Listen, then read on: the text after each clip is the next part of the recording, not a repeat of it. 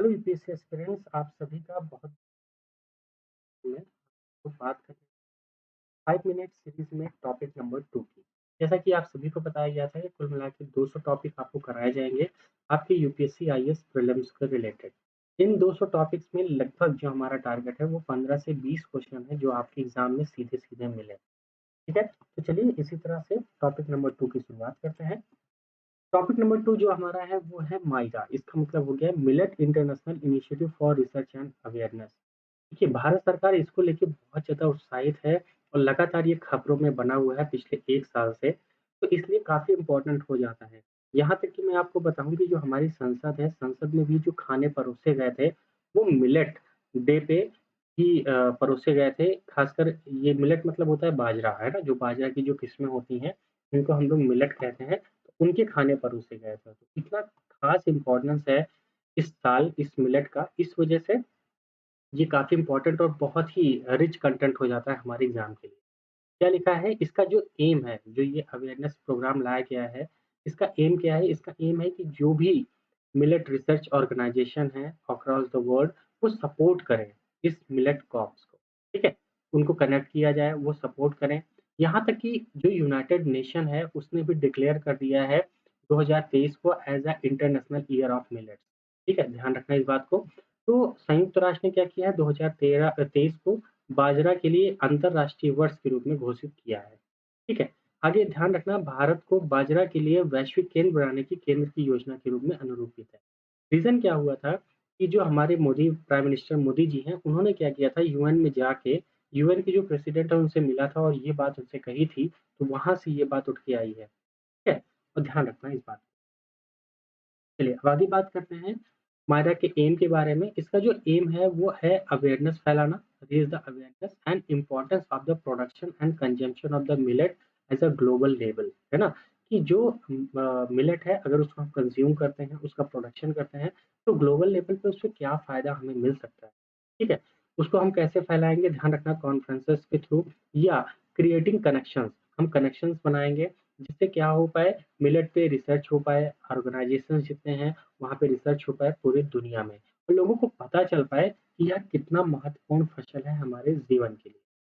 Myra initiative is considered significant as a food security and nutrition, the key area of the interest in the agriculture sector. यह भी बताना बहुत ज़रूरी है कि जो हमारी फूड सिक्योरिटी है, उस फूड सिक्योरिटी में ये बहुत बड़ा एरिया है, बहुत ही की एरिया है, जिससे हम क्या कर सकते हैं अपने एग्रीकल्चर में प्रोडक्शन को बढ़ा के और हम क्या कर सकते हैं जो हमारी फूड सिक्योरिटी है उसको बना रखें।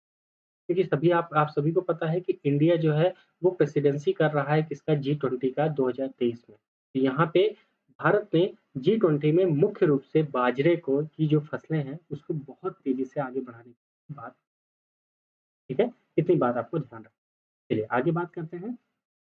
इसका जो सेक्रेटेरिएट है मायरा का मतलब जो millet international initiative for research and awareness, इसका जो सेक्रेटेरिएट है वो कहाँ होगा? दिल्ली में होगा and India will provide seeds money. ये थोड़ा-सा ध्यान रखना कि यूपीएससी यही पूछ सकती है कि what is the seeds money? तो ध्यान रखना या ये पूछ लेगी कि सीड्स मनी किससे संबंधित है?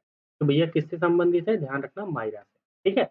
लेटर जी-20 member can contribute to its budget through the membership fee. अब जो जी-20 मेंबर्स हैं उनके सामने ये बात रखी जाएगी कि भारत क्या कर रहा है सीड्स मनी बना रहा है। सीड्स मनी मतलब कि जिनको मायरा का मतलब जिनको मिलेट का ना मान लेते हैं कि कोई देश है तो उसको क्या करना है मिलेट का प्रोडक्शन अपने यहाँ करना है, तो भारत उसमें मदद करेगा। उनको सीड्स प्रोवाइड करेगा, उनको इंफ्रास्ट्रक्चर प्रोवाइड करेगा, ठीक है? तो इन सब चीज़ों के लिए सीड्स मनी का ये कॉन्सेप्ट लाया गया है। ठीक है, आगे India is one of the world largest producer and the exporter of the millet। ये थोड़ी सी बात ध्यान रखना इंडिया सबसे बड़ा लार्जेस्ट प्रोड्यूसर है और एक्सपोर्टर है मिलेट का to ensure the flow of investment and industries and research bodies. ठीक है ये बात ध्यान रखना चलिए इस वजह से भारत इसमें क्या कर रहा है अपने आप को अग्रणी और बनाने की कोशिश कर रहा है लोगों को ये बता रहा है कि भैया देखो ये बहुत अच्छी चीज है इसको यूज करना शुरू कीजिए। चलिए कुछ बातें और जान लेते हैं बाजरे के बारे में। ध्यान रखिएगा भारत जो है बाजरा का विश्व में अग्रणी उत्पादक है जैसे मैंने बताया लार्जेस्ट है हम लोग। 2018 में कृषि मंत्रालय ने कुछ बाजरा को उच्च पोषक मूल्य के रूप में पोषक अनाज घोषित किया था। ये थोड़ी बात ध्यान रखिएगा कि कृषि मंत्रालय ने कहा कि जो बाजरा है, वह उच्च पोषक मूल्य मतलब सबसे ज़्यादा न्यूट्रिशन वैल्यू अगर किसी में है, तो वो किसमें है? बाजरे में। ठीक है? ये हमारा पोषक अनाज है।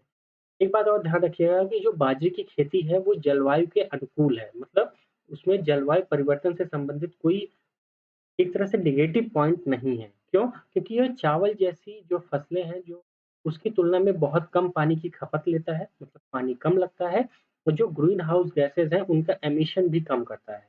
ठीक? जैसे हम सबको पता है कि जो चावल का अगर हम करते हैं, तो वहाँ पे आप जानते हैं मीथेन बहुत तेज़ी से रिलीज़ होती है।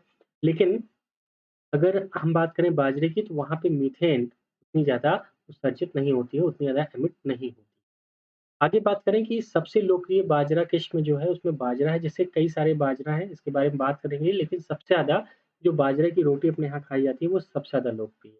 ये कहाँ-कहाँ पाया जाता है? एक तो अफ्रीका और भारत के लिए यह महत्वपूर्ण फसल बात को ध्यान रखें।